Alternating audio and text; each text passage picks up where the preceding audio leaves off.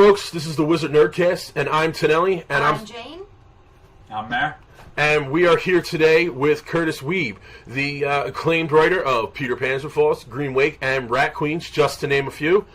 Say hello, sir. Hey, how's it going, everyone? So we'd like to get started first and foremost by thanking you for coming on. Yes. It's really nice of you and great for you to come and join us for a little bit. Yeah, I apologize that my follow-up email was a little delayed. I'm notorious for being the worst responder probably of all time. So. No, you're fine, and I thank you for even getting back to us. The important part is you responded. Yeah, right.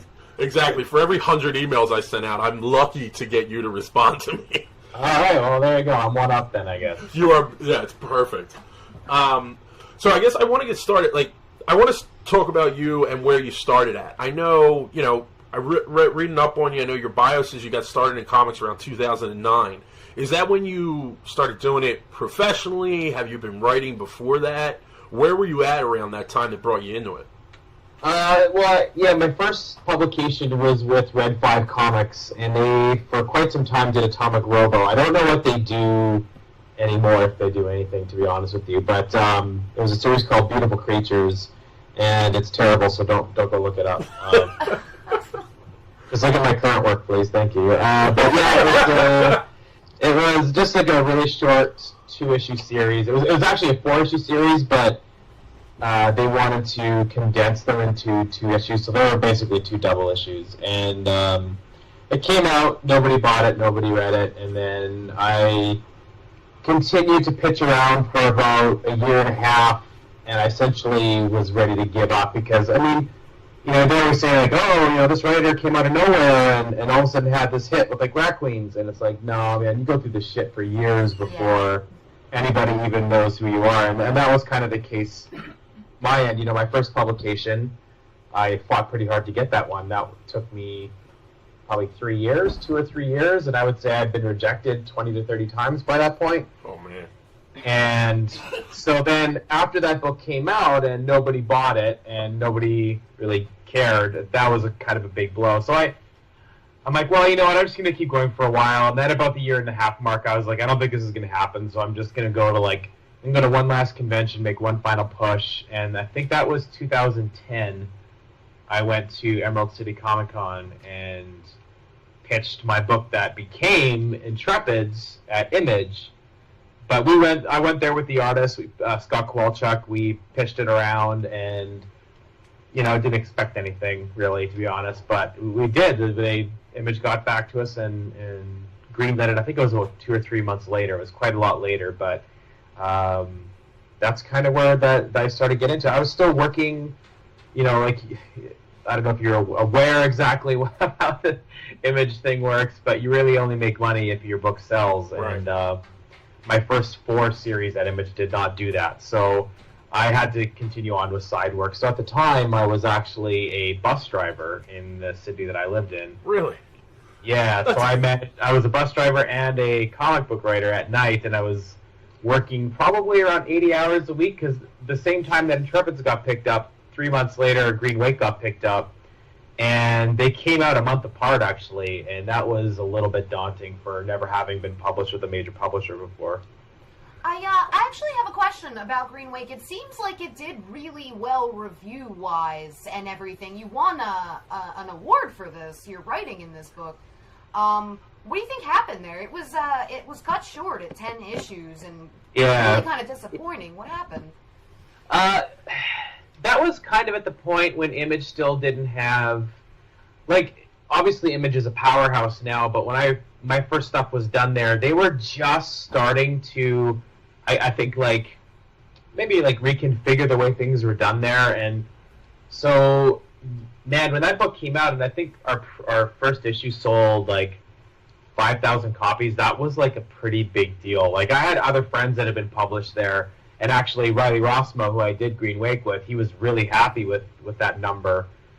Obviously things have changed now. Right. First time books do 15 to 20,000 now. It's just a different world there at Image, but it really just, they weren't the publisher that they are now, and it was a really super weird book. And I think some of my more obscure stuff still struggles. Like I launched a series last year that got canceled after 3 issues called Pisces. Right.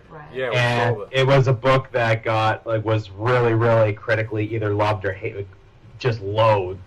One way or the other, right? What's that? One way or the other it went, right? Yeah, there wasn't anyone that was on in the middle. They just it was super weird, and that's kind of what Green Wake was. Green Wake was something that I wrote at a time when I was going through a divorce, and it was kind of like a therapy, and I was working through some stuff in my life at that point, and so that's what Green Wake became. But then, Pisces was kind of another one of those, and so I think people came from what they knew of me, which mostly was Rat Queens, which was like a really, fun, energetic comedy series, and then I went to do this really twisted psychological body horror series, and nobody knew what the fuck to do with it. So I think it was just maybe a bit of a shock that they're like, I actually saw one review say, I love his work on Rat Queens, but this book isn't funny. Yeah, they're trying to... No, it's not. They're trying to shoehorn you into a category, and obviously your work shows otherwise. I mean, Green Wake, Intrepids, Peter Panzerfaust, I'll tell you what, I got introduced to you through Rat Queens. That's my initial introduction to you. My girlfriend, thankfully, introduced me to you. And I tried finding Peter Panzerfaust, and that's next to impossible. I got an alert on Amazon that it was there, and I'm like, oh, buy right now. And even Green Wake, I mean, I wasn't familiar with it. Like I said, I've recently been introduced to you, and thankfully, and I'm loving everything that I can find. And I also like that, like you said, people are saying, oh, this isn't Rat Queens, this isn't funny. Well, that's great. I like seeing that. I prefer to see that from a writer because you're not just a one-trick pony for the most part, And it just, to me, tells you you're talented. I can see that. I'm starting to see why writers probably eventually just do the same thing, because that was always, my motto, is that I'm never going to get stuck doing the same thing. But when you have success with one genre, it's super tempting just to be like, well, maybe I should just stay there because that's what people want.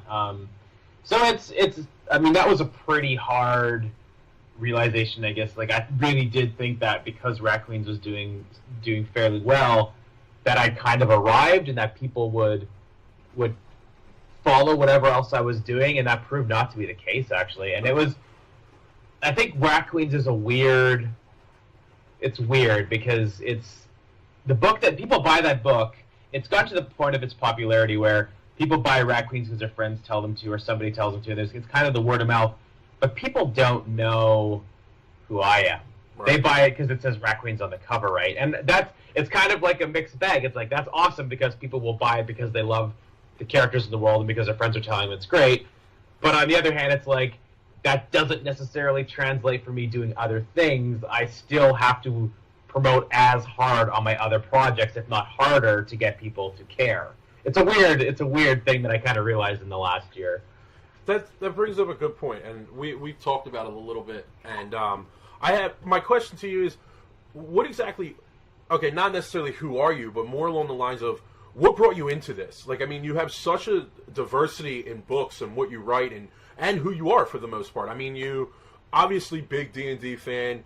You're doing podcasts and stuff like that on your own, I've noticed. And what Tonelli's trying to ask is what gave you your first official nerd boner. Right, exactly. Oh man, well, see, here's the thing. I didn't read comics growing up. I grew up in a fairly small community in the prairies in Canada, and so when I say small, less than 1,000 people, it was a very tight-knit small community. And not only that, but it was a religious community that was kind of built around a Bible school, and that's a whole other ball of wax. But if you know that about me, you will also start to see where it becomes evident in especially in Rat Queens, how I actually feel about it. Right. Through Dee's journey a little bit, but I never got to read comic books. I did read a little bit of the only ones that I really remember was when they had the Scholastic orders came through, and I always ordered a new Calvin and Hobbes when that came through. That was always what I ordered. But I mostly I started with not with D&D, but role-playing games. Star Wars and James Bond were the first 2 role-playing games that I played, and it was my world. That was my thing, definitely, and it's kind of just stuck with me through it. And then I discovered comics in my 20s because a friend bought me some comics for my birthday, and I never really understood that there was comics other than superheroes because I just did not care about superheroes. I had no interest in reading them. And so when he bought me a couple copies of, I think it was a Walking Dead issue 18 or something like that, and so this was a while ago now, but bought me a couple comics that really opened my eyes. So I started reading them then, and I was also writing a lot of short stories, and I started to turn that into trying to write comic scripts, and it was weirdly reading comics and writing them happened almost simultaneously. That's a hell of a... That's incredible. I mean, so you've turned it around in the last... I mean, let's even using Walking Dead 18, you're still talking the last 10 to 15 years at tops. I mean... Yeah, I think it was 2006 maybe that I started reading comics, 2006, 2007. And then I just started trying to write them, and I actually had no clue. That was the thing at the time too, is there was not a lot of resources to be like, hey, this is kind of how you do comics, or it was there were books and stuff about it, but there wasn't I didn't know of any communities where I could find out how to do it. So I literally downloaded a Dark Horse script guide. It was literally just a script that they had for, I can't remember what the comic was. It was just a sample script, and I used that template, and I just started writing scripts, and they were garbage, but it was a start that eventually led into me taking it a little bit more seriously, and then trying to find artists and putting pitches together. But I didn't know how to do any of that. I literally learned on my own how to put that all together, and it was kind of that experience that led me to a few years later, once I think Intrepid and Green Wake had come out, because I started a very short-lived podcast, but it was, what was it even called now? So it's on my website. I can't even remember what it's called at this point, but it was basically just about, it was me and 2 other comic writers who were I had already had some publications, but they were just looking to get into the industry, and so we all were kind of growing as the podcast went on, and we ended up interviewing crazy people. Scott Snyder was on one of our podcasts, and I don't even know how that happened. I don't know how that happened. It was crazy. we were really small, and it just managed to come together, and yeah, it's very strange. Well, imagine now how we feel getting somebody like you, and right. We're just a local nerd podcast trying to enjoy stuff, which is where I wanna also ask about. I always bring it back to Rat Queens, really, because it's the only thing I really read in depth so far, but I'm very picky. I'm very hard to please, and especially with female characters in comic books. They usually tend to either pander or only really be there just to make a certain group of people happy. And Rat Queens doesn't do that. Rat Queens is more relatable, even though it's a complete fantasy and your obvious influences of D&D, which I love. I'm a huge D&D fan. I've been playing forever. And I love that, as well as the Lovecraft side of things, which now, knowing you grew up in a religious environment, makes it even more of a deep kind of cut. And I loved every minute. All the pages kind of turned themselves for me, and that's hard these days. Awesome. Well, I'm glad you like it. I honestly, Rat Queens is the one. Peter Panzerfaust did okay for a while. It was the first book that people were actually talking about, and so I felt that with the moderate success of Peter Panzerfaust, that Rat Queens might have a shot. But I honestly really thought it was going to last 5 issues and be canceled. I didn't think there would be any market for it. I felt that there was a few things against it, right? So the first thing was it was a fantasy book, and traditionally in the last few years, fantasy hasn't done very well in comics. I know that there was Skull Kickers out there, but I know that their single sales weren't great. Their trades did pretty well, but their singles weren't exactly high sellers. So I'm like, okay, well that's already, it's a fantasy book. The second one, it has 4 female leads, which, again, at that time, now it's everywhere. All books have all women all the time in it, but it really hadn't happened yet at that point, and that wasn't that long ago. It was 3 years ago, maybe. And so I'm like, okay, that's probably not a check. And on top of it, to make it even worse, it's 4 women being created by 2 guys. Right. Mm-hmm. And so I'm like, we're basically, it's like I went through a checklist, and I was like, what are the 3 things I can do to make this book fail? And I checked them off, and Rat Queens came out of it, But it did all right, you know. Like I can't really explain it. I honestly don't. Where does it come from? Actually, if you don't mind, like that idea, like so, like you said, you took the checklist of what doesn't work and what works, but where'd your influence for the characters, the actual adventure group of the Rat Queens? Are they based on people you know, maybe? Or like a grouping? I can never say that damn word. Like a grouping of people that you know, or is it just all straight up out of? It's so. It all kind of goes back to. So the guy I co-created with, Rock Upchurch, he and I had met at New York Comic Con in 2000. Is it 2011, 2012? I can't remember. It all blurs together at this point. But we had met. We were all just kind of hanging out. Everyone was leaving the convention, and I ended up standing on the street corner where waiting for a light with him and a couple other guys that had done a book called Vessel at Image. Right. And so we were all just kind of, you know, sitting around shooting the shit. And I'd actually picked up Vessel that day, and I just absolutely loved the art. So I just stayed in touch with him while he was finishing up Vessel and started just saying, hey, we should do something together. And the first thing that we put together was something called the Goblinettes. And it was a kind of another twist on the fantasy genre, but I think it was a little too obscure and publishers didn't like it. So the basic concept was the Goblinettes were an all-girl, 3-person punk band in a fantasy setting, and they were all goblins, and the whole twist on it, I guess, was that because they're goblins, and goblins are usually like evil, and they're thieving, and they're murderous, because they're a punk band, they would go around singing about love and getting along. But it didn't do well. But I really wanted to. He liked the fantasy genre, and I really wanted to do something. So something in the lines of that, where it was a bit of a reversal of a lot of the tropes I'd seen in fantasy. And it's a terrible pitch, and he even told me it was a terrible pitch, but he wanted to do it anyway. I basically said, "What would you think about doing something like Sex and the City in Lord of the Rings setting?" And he's like, "It's the worst idea, but I'm in."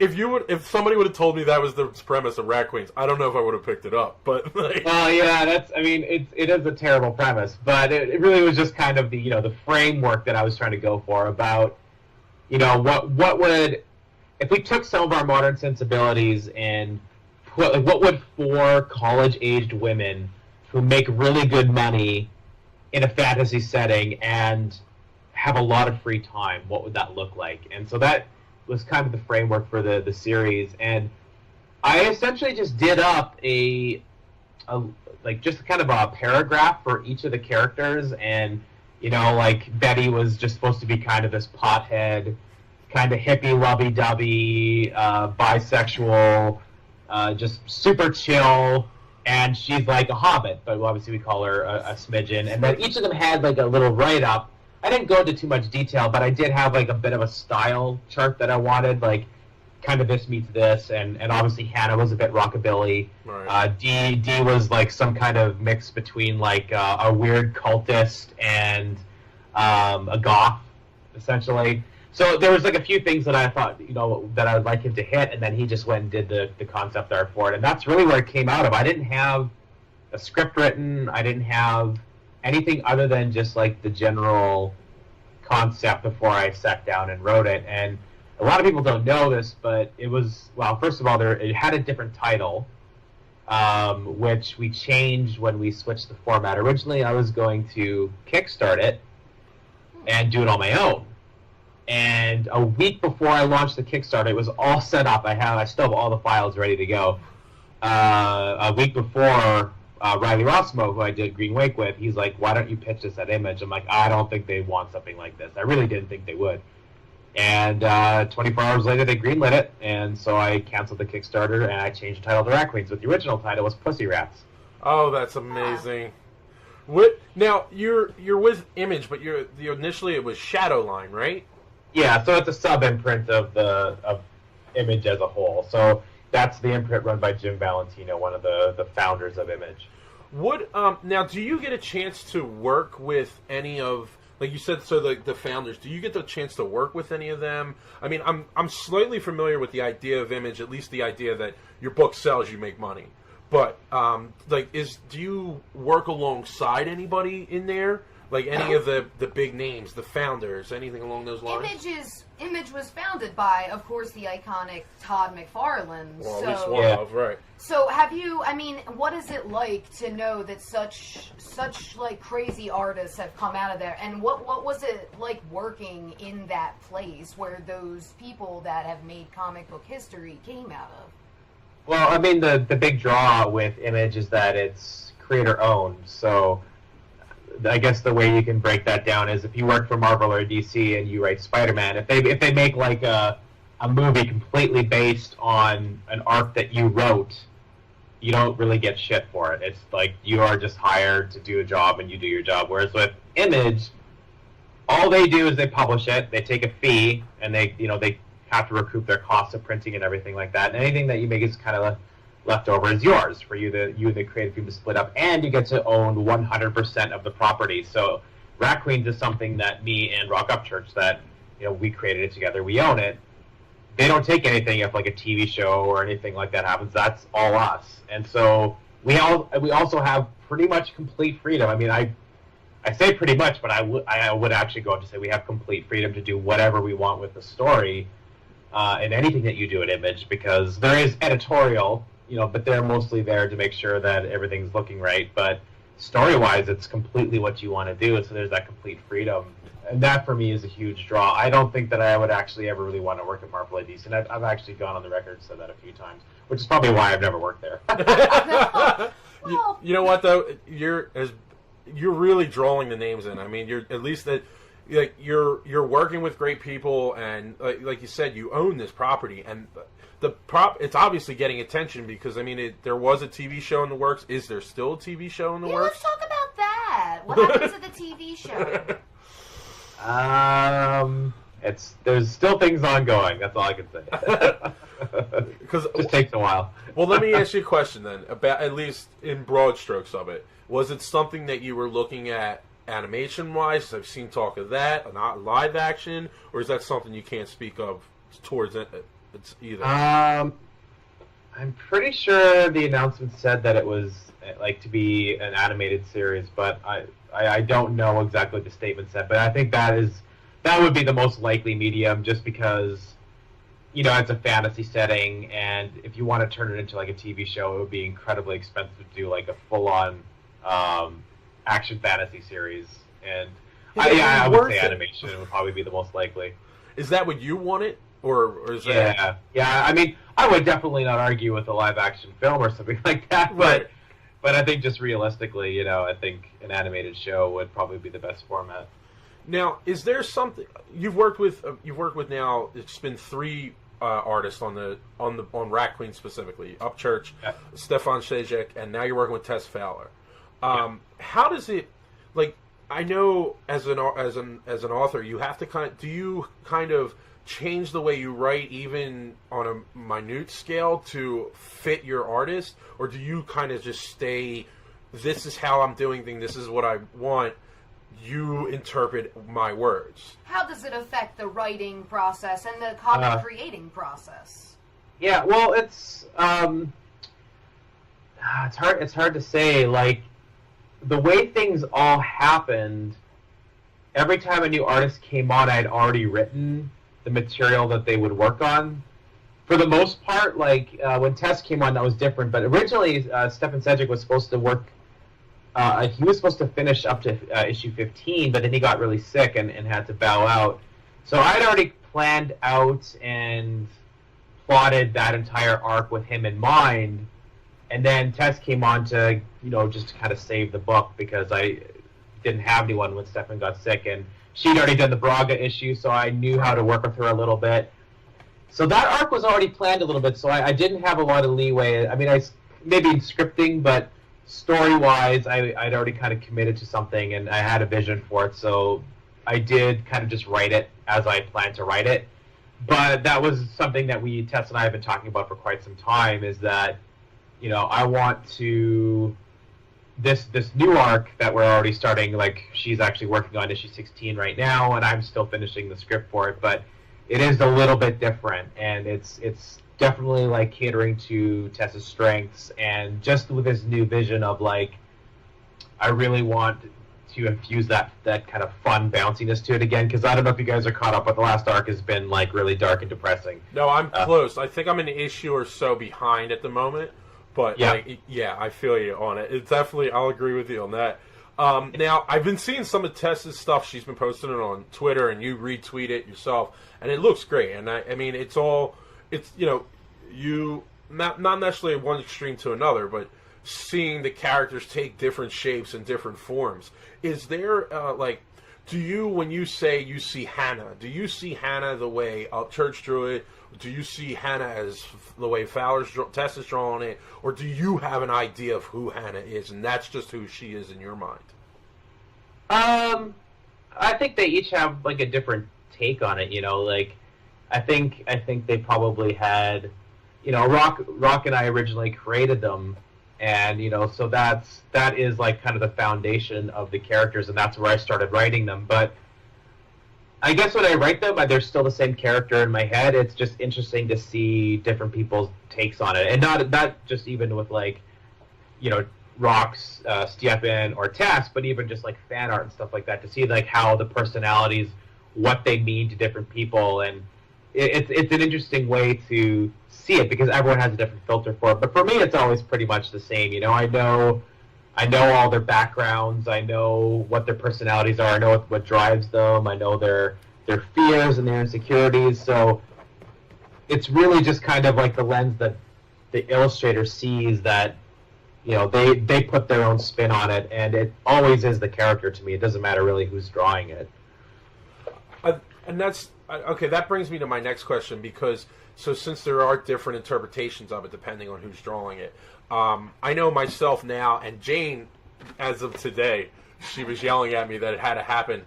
Cosplayers, taking the idea of cosplay. Like currently, right now, I'm in the midst of, it's not much, but I'm in the midst of working on an Orc Dave and a Hannah right now, and she wants to be Betty because she so adamantly believes that that's her in comic book form, just a little bit smaller.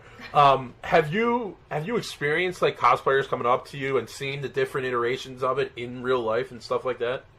Oh yeah, the cosplaying community has been, in my opinion, one of the big champions of the book, and I think that's why, like early on, Rat Queens #1 came out the same week as Sex Criminals #1, and I think it really floated under the radar. There was so much hype around the new Matt Fraction book, and I'm not bitter at all. I totally understand that, but it was like we were just kind of the smaller book that came out at that time. But immediately there was people within like a week or two posting pictures of them dressed as the characters. It was really crazy, and that was the first time I'd really experienced that. And that's just like never gone away. And it's just been like, it just gets more and more and more all the time, and it never really gets old, and it's cool to see other characters that maybe aren't the main cast who get cosplayed, and to see just the love and care that goes into it. It's really humbling, and it is a really big part of the book, that community, and it's just kind of always has been. Yeah, no, I love it, and I've been painstakingly poring over the book. Like, I just recently went to Florida, and I've read your book. I've read Rat Queen's first 2 volumes probably 15, 20 times before I even... I mean, that's not even an exaggeration, before I even got on the plane. But I just poured over the book to go, okay, this is the way Hannah looks. I need to make this. I need to make sure... Because I love the characters so much, and the way you write it, and anything that you're putting out. You just have this really, this really nice feel of, your characters inside and out 100%. It's not a Spider-Man. It's not a Batman. It's not somebody that's going to come along and... They're relatable. Right, exactly. Your characters are relatable for being fantasy epic. And I think that plays into it too. And they're not the same cookie-cutter mold at any sense of the word. And I think that plays into a lot of it and the strengths of it. And that's why I can't wait to do the cosplay. I want to do Orc Dave and Hannah and help her with Betty and find our D and Violet. I really do. And, I want to walk around dressed like the Rat Queen. Right, exactly. And it's just more and more, I really want to find your stuff and trying to get into it, and it's harder too, because like you said, some of your stuff wasn't, maybe not necessarily well received, but cut short, and those issues either don't get traded or something like that. But what I'm trying to lead up to really is my question. Now, just kind of bring it back a little bit.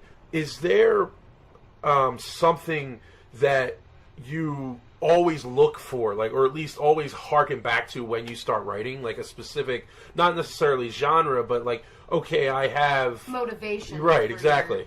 Inspiration for your writing. This is something that I realized maybe a year ago or so. I had somebody send me a bunch of questions for an email interview, and one of the things they said was pretty much all of my books deal with the idea of people having found family, like not necessarily the family you were born to, but the family you find later in life. And I actually never realized that about my work, and I went back and I was like, that's really true. That pretty much everything I write is about that. Intrepid is about that. Peter Panzerfaust is about that. Racqueens is about that. It's all about feeling kind of either misplaced or displaced in the family you were born to, and then finding a group of like-minded people later on. And I think that's probably just symbolic of my own life. I walked away from religion, quite some time ago now, but my whole immediate, and for the most part extended family, are all quite religious, and might be the only atheist that I know of in my family. So, and I'm also I'm also adopted, so there's also that part of it as well. And family to me is, I think, something that, family isn't really blood. It's kind of the people that you love, and I think that's just a recurring theme throughout a lot of my work, because it's something that I reflect on a lot. And I think I think it also is a great place for drama, and there's a lot of emotion there. People, whether you love your family or not, there's always some kind of drama, No, yeah. I mean, we relate to it 100%, at least that idea. And I mean, the more you talk about family, I mean, I know recently, or at least not recently, but the last 2 years, you just recently had your child. Is that your first baby? And yeah, first and last. No, I feel you.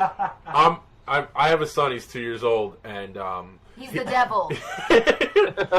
She's only saying that because she don't listen when I tell him not to give him chocolate donuts. But how does now you're married? You have your baby and Willow, right? Is that Okay, that's correct. Yeah. How does it change your outlook on it? Now I know you talk about building up the family that you created, and like for the most part, that's what we are. We're a family that we created. Me and Jane grew up together, and we love that idea, and I loved hearing you say it. But specifically, like starting your family the way it is now, how does that change your outlook on the way you, maybe not life, but proceed your work? Does that affect it? I mean, it has to, I would assume, right?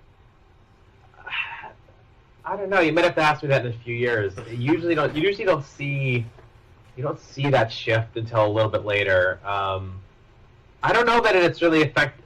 The only thing it's really affected is my ability to actually get work done, which is a lot less, it seems, lately. But it's, I don't know, it may be a bit more hopeful, but maybe also a bit more fearful. There's more to lose now when you're single and nobody cares about you and you don't care about anybody else. It's a lot easier, but then all of a sudden you're like, oh, I have this thing that depends on me. Maybe I should stop smoking and drinking so much.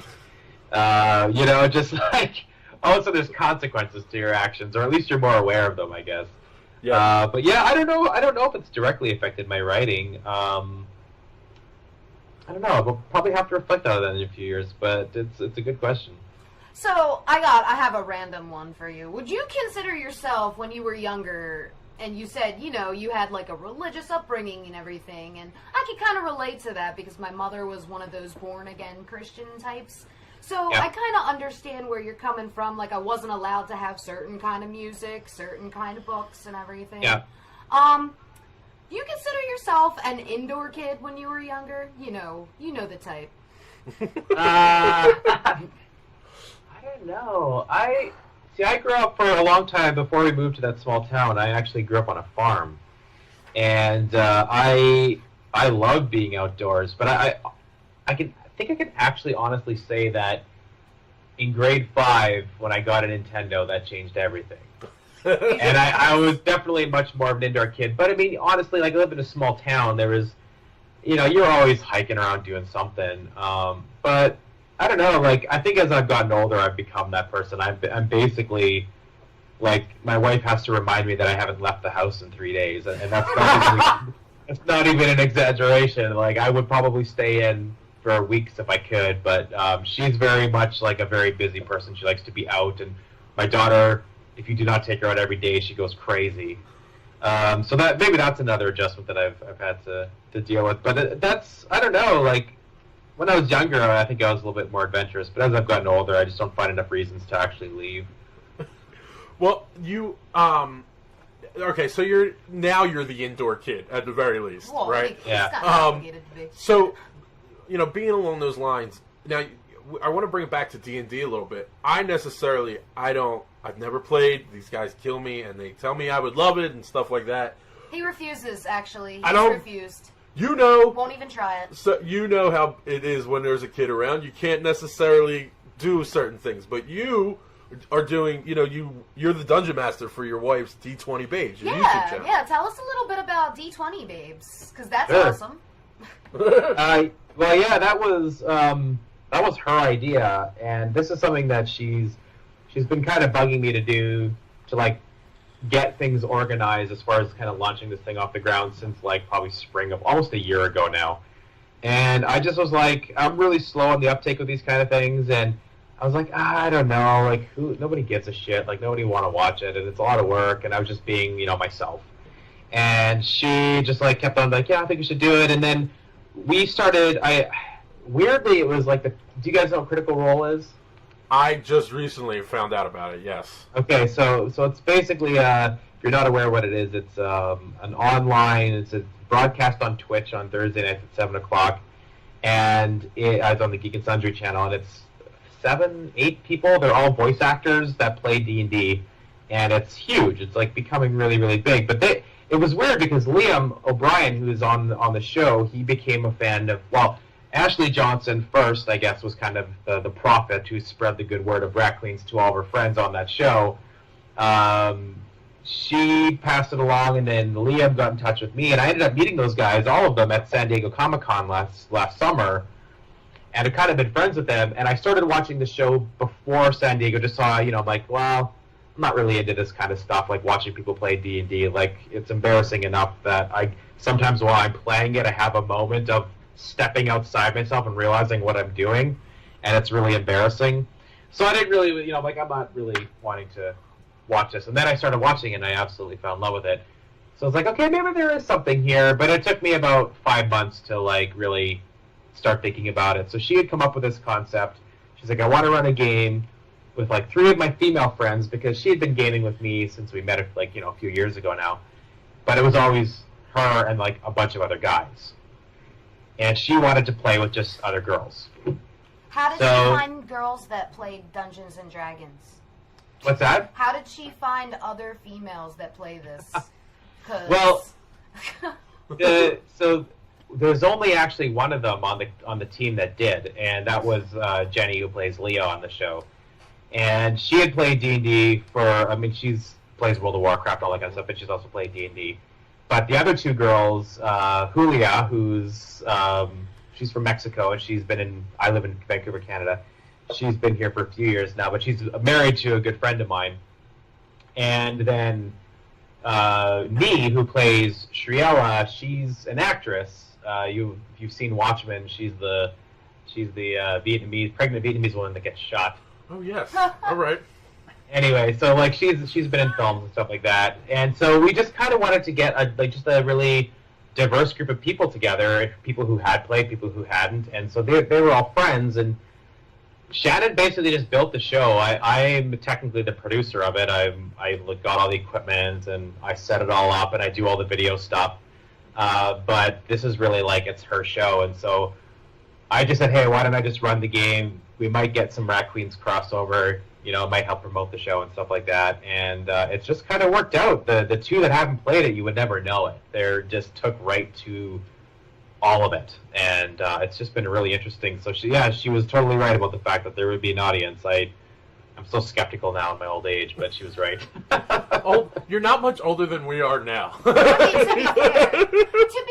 I feel so old. It's trust me, we feel that on the daily. It's fair enough to not think that there's going to be a following for that, but there's also plenty of successful D&D podcasts like Nerd Poker, for instance. And I know that Mara's actually a big fan of podcasts. I don't really do podcasts. I'm just on one. She's the host of ours, and she's not a fan of them. I mean, I listen to them when I can, but Mara listens to them a lot. And the one Nerd Poker thing is just them playing D&D, and that I really enjoy. So I sat down today and I watched a couple episodes of D20 Babes myself, and it seems you guys have a lot of fun. Yeah, it is. It's a really cool, and I actually. I had done a podcast starting in the summer. The whole thing was I wanted to branch out to do other things other than comic books. And I do love comic books, but the reality is I would say my love of gaming is probably stronger than my love of comic books. And so I just wanted to at least split my time between it. So I had actually started a podcast in August, I think, July or August, and it was called Boff and Banter. And all that is literally a Star Wars radio play. It's me and a bunch of people doing a Star Wars role-playing game, and then I go in after and I basically make it sound like a TV show or a radio play, I guess. And I had done that. I think we cut 14 regular episodes, plus I did about 8 just GM tips, kind of whatever, talking about the session from before. But the problem was I was spending roughly 20 hours a week doing it, and there was no way I could really make any income off of it because it was Star Wars, right? And it was also a podcast, so that was kind of where that was also part of the shift to where Shannon had said about the show, and so I was like, I think we could do it. I think we both work from home, and we have a kid, but I'm sure we can work around that. So Shannon had her channel launched first, and then I launched mine in January, it's Star Cycle, and I'm doing a bunch of weird things on that channel. I have a cyberpunk game that I do called Gadfly. I also have a live drink and draw show where I have an artist on and we just get drunk and I just keep them company while they draw, and people can see them draw live, and chat can get involved with it. And wait, what was that again? Because how can I get on that show? It's so that is on.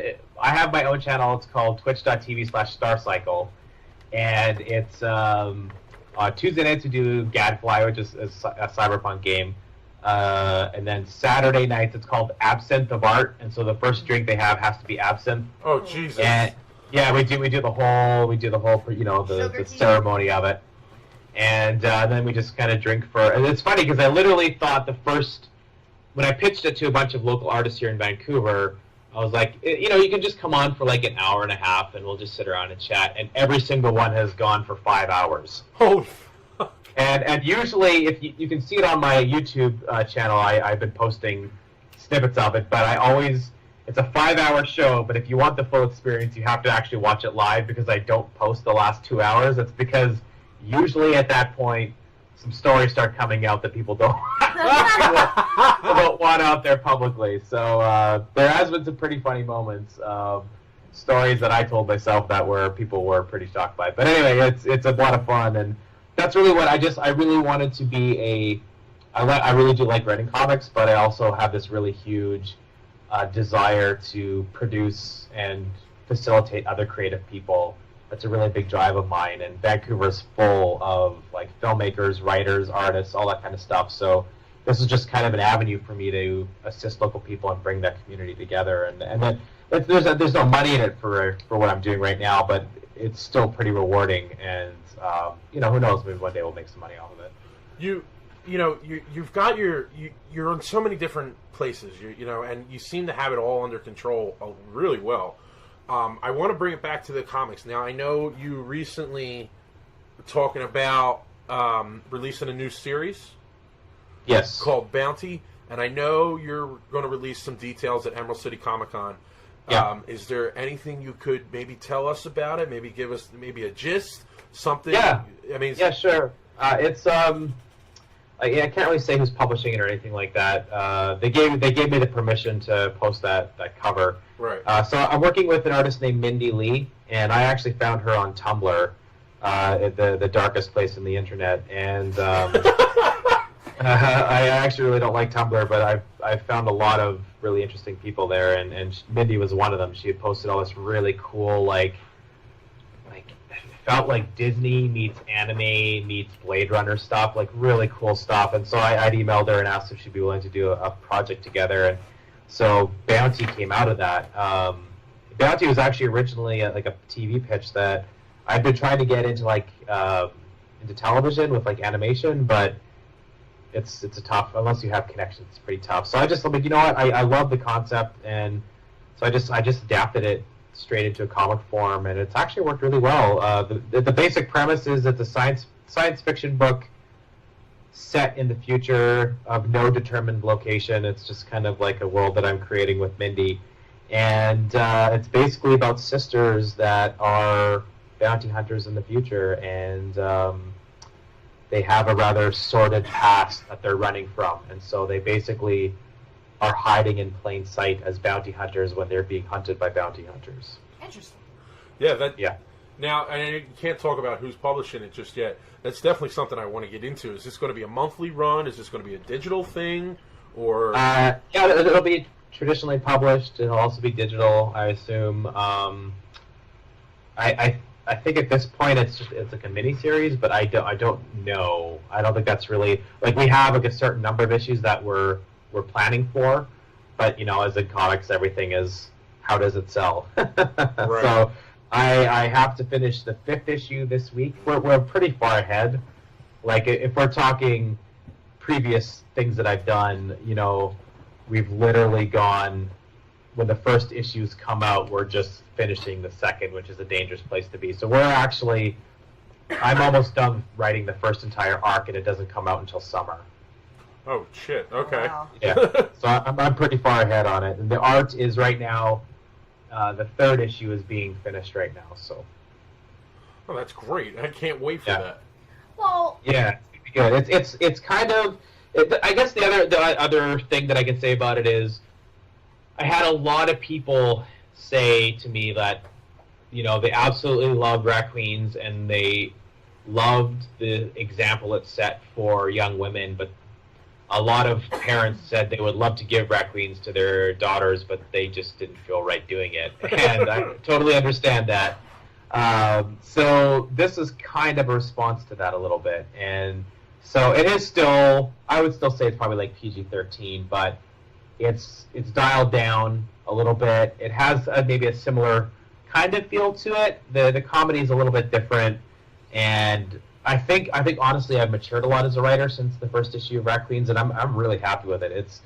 It's got a good amount of comedy, but also there's a lot of focus on characterization and stuff like that. So it's really good. I'm really happy with the first issue, and I don't say that very often about my work, so I feel pretty confident with it.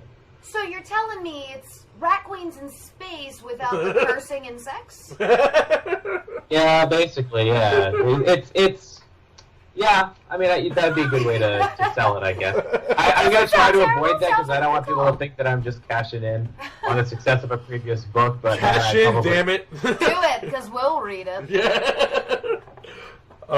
Well, it has been great having you on. We're going to wrap it up. But I have one last thing that I want to ask. And this is like something we want to kind of collect from all the people that we get the awesome ability to talk to. And do you have any kind of advice, life-wise or otherwise, for us and all your other fans out there? Don't have kids. Wow, that's like my life advice. That's awesome. No, let's see. This is something that, you know, right now I have friends that have kids who are like teenagers, which is super weird. They're like graduating high school, and one of them in particular has a daughter who's immensely talented, and I've really been trying to kind of take her under my wing to be like, you know what, you can pursue a creative career. Don't believe what everyone says. To get a real job first and do your art second. There is this kind of pervading thing in our culture. I think that it's great that you want to be creative, but yeah, do something real with your life. And I think the advice I have is, if you want it, you can do it. But really, it comes down to just busting your ass and working as hard as you possibly can, and be ready for a shit ton of failure before you succeed. Well, we're firm advocates of that. Yeah, so. absolutely. But I want to thank you one more time, Kurtis, for coming on our show, the Wizard Nerdcast. Of course. It's been great having you. Thanks for having me on the show. I really appreciate it. Thank you very much. And for Wizard Nerdcast, this has been Tinelli. And Jane. And Mar. Yeah. Thank you. I was here. You was here. We'll see you again next week, folks.